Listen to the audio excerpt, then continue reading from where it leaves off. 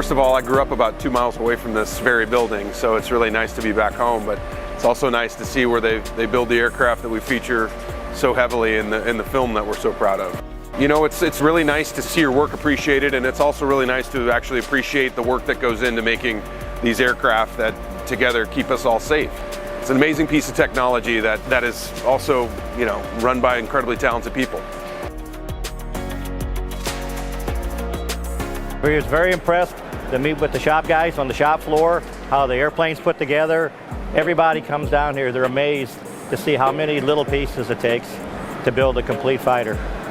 He's a super nice guy, and you know, he's down to earth, and he's a local boy because he loves the Blues and the Cardinals, so.